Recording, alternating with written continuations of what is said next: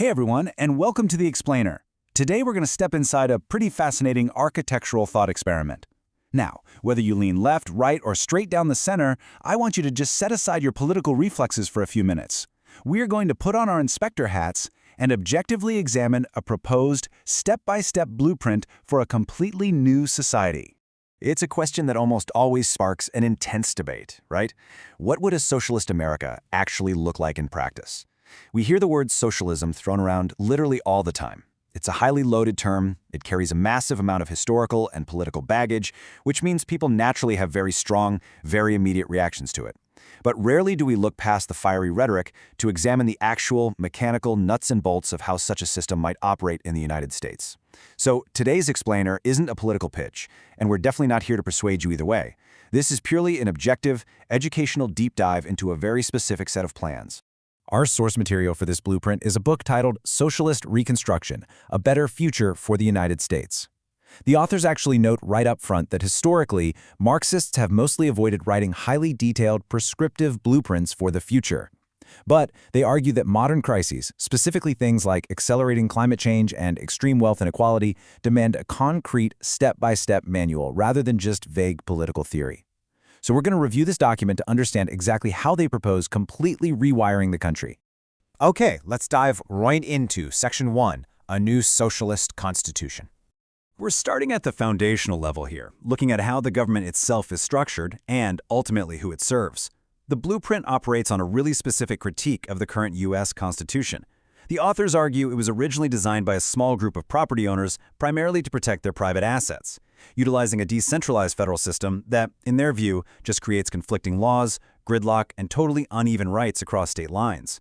To replace it, the text proposes a heavily centralized system where universal laws apply everywhere to guarantee basic social rights. But to balance out that massive central authority, the blueprint introduces a concept they call mass participation. According to the text, instead of delegating decisions entirely to professional career politicians, which is what we're used to, a socialist constitution would require integrating millions of everyday people into the actual daily management of society. Voluntary mass organizations would be legally empowered to run the day-to-day affairs of the state.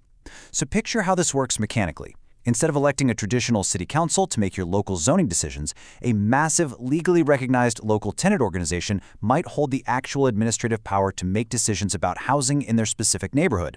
Labor unions would directly manage workplace regulations. It's basically centralized authority executed through massive grassroots mobilization. Moving along to Section 2, Cap, Convert, and Decarbonize. Let's head down to the engine room of this proposed society to see their radical, centralized plan for tackling the climate crisis. The text argues flat out that this crisis absolutely cannot be solved by the capitalist market. Instead, they propose 3 pillars to completely overhaul energy. First, decommodify, meaning energy is no longer a product sold to consumers for private profit, it becomes a collectively managed public right. Second, decolonize.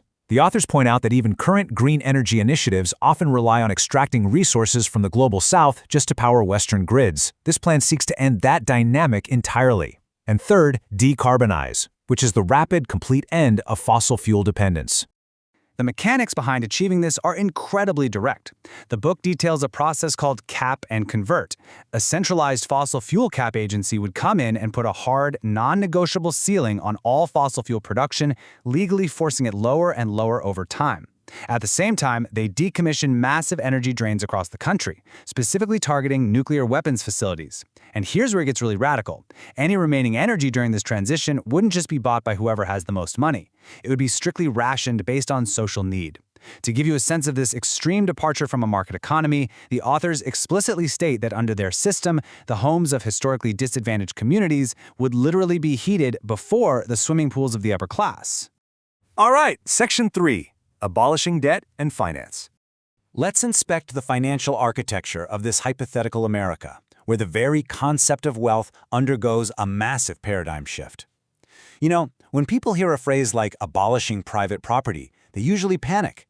They think of their personal belongings, like losing their car, their smartphone, or the house they live in. But the book explicitly clarifies that those items are considered personal property, which absolutely remains yours. The target here is private property. Well, specifically, private property in the form of capital. The property that truly drives the economy is intangible. We're talking financial securities, corporate stocks, bonds, and debt. The blueprint argues that truly transforming the economy requires systematically dismantling this paper wealth entirely.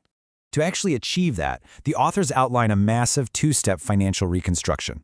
Step 1, abolishing the debts that tie people and entire communities down, things like student loans and medical debt. The book views these as deeply unjust wealth transfer mechanisms. Step 2 is dissolving private banks entirely.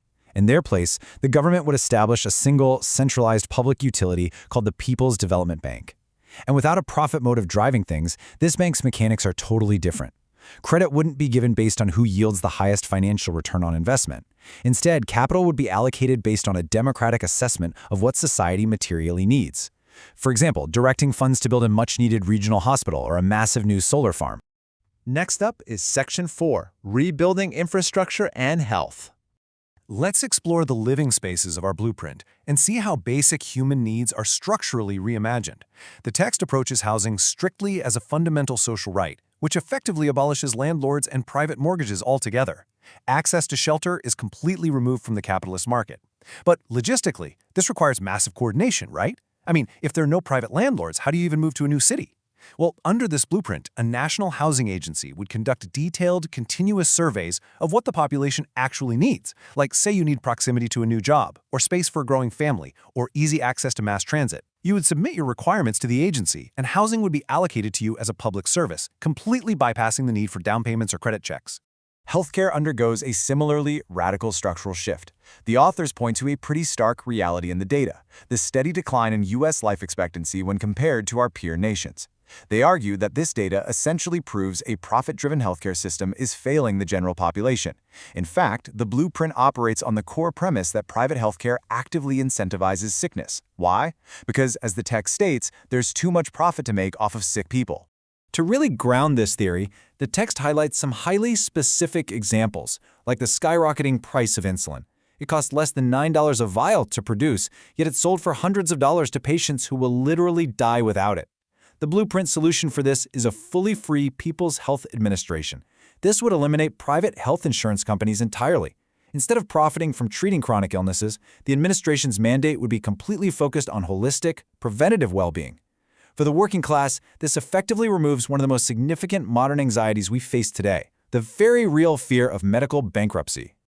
Finally, let's look at Section 5, Redefining Global Relations. For this last part, we are stepping outside the property lines to examine how this blueprint redraws the United States' entire footprint on the global stage. The sheer geographical scale of the U.S. military is immense, right? We maintain bases in 81 countries worldwide. The blueprint operates on the premise that this military-industrial complex basically acts as an imperialist crutch. The authors argue it is specifically designed to hold up the capitalist economy by forcing open foreign markets and guaranteeing massive, ongoing profits for domestic defense contractors. In their view, achieving true international solidarity means entirely dismantling this global military apparatus. To put that into perspective, the text contrasts the massive $801 billion U.S. military budget with China's budget of $293 billion. It really illustrates the incredible scale of our current spending. Now, the socialist government proposed in this text wouldn't merely trim this budget, it would enact a massive financial reallocation. Hundreds of billions of dollars would be redirected inward for domestic reinvestment, funding that free healthcare, housing, and green energy infrastructure we were just talking about.